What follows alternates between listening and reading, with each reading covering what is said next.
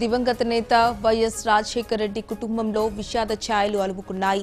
వైఎస్ఆర్ సోదరుడు మాజీ మంత్రి వైఎస్ వివేకానందరెడ్డి తెల్లవారుజామున గుండెపోటుతో మృతి చెందాడు. పులివెందులలోని ఆయన స్వగృహంలో కన్నుమూశారు.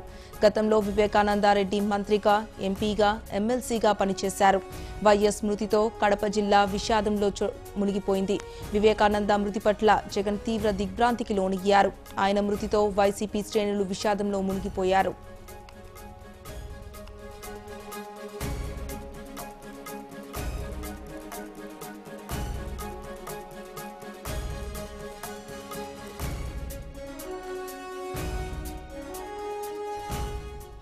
ఇదే అంశానికి సంబంధించి పూర్తి సమాచారం మా కరెస్పాండెంట్ శ్రీకాంత్ అందిస్తారు. శ్రీకాంత్, చెప్పండి, వైఎస్ వివేకానందరెడ్డి మృతిపై పలు అనుమానాలు వ్యక్తమవుతున్నాయి. దీనిపై మీ దగ్గర ఉన్న పూర్తి సమాచారం ఏంటి?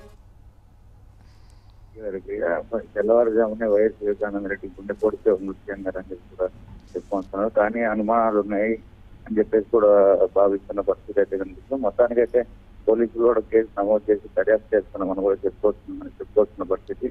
వాళ్ళ కూతురు, వాళ్ళ సతీమణి కూడా హైదరాబాద్ నుంచి బయలుదేరి దారిలో ఉన్నట్టు తెలుసు. వాళ్ళు వచ్చినంత వరకు కూడా ఈ పోస్ట్ మార్టం కూడా చేయకుండా అట్లే బాడీని అట్లే పెట్టమని చెప్పి కూడా చెప్పినట్లయితే తెలుసుకున్న పరిస్థితి అయితే కనిపిస్తుంది. మొత్తానికైతే వాళ్ళు అక్కడ నుంచి వచ్చినంత వరకు కూడా ఒక క్లారిటీ వచ్చే అవకాశం అయితే కనిపించట్లేదు. ఆయన అనారోగ్య కారణాల వల్ల చనిపోయారు అని కూడా చెప్పుకోవాల్సిన పరిస్థితి అయితే కనిపిస్తుంది. మొత్తానికైతే ఆయన వాళ్ళ భార్య, వాళ్ళ కూతురు ఇక్కడ చేరుకున్న తర్వాత డాక్టర్లు ఇచ్చే రిపోర్ట్ ను బట్టి కూడా విషయం అయితే తెలిసే పరిస్థితి అయితే కనిపిస్తుంది. అక్కడ పులివెందులలో అయితే మొత్తం అనారోగ్య కారణాల వల్ల ఆయన మృతి చెందారని చెప్పి కూడా చెప్పుకోవాల్సిన పరిస్థితి అయితే కనిపిస్తుంది.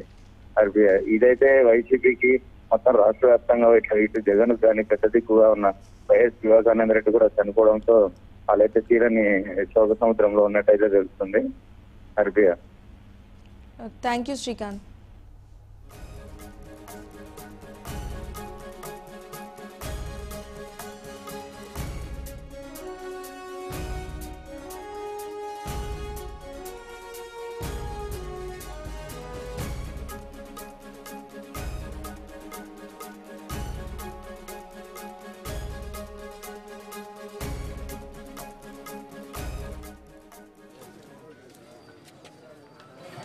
కండిషన్స్ పెట్టి మరి పూర్తి మొత్తం చెల్లించకుండా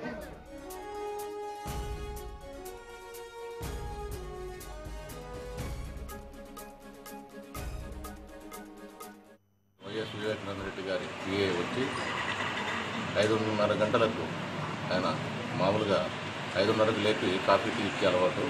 ఈరోజు బాగా బెడ్రూమ్లో పోయి చూస్తే అక్కడ కొన్ని రక్త మరకలు ఉండి లెట్రిన్ రూమ్లో గాయాలు చనిపోయినట్టు కనుగొని దీనికి సంబంధించి స్టేషన్లో ఫిర్యాదు ఇచ్చినారు.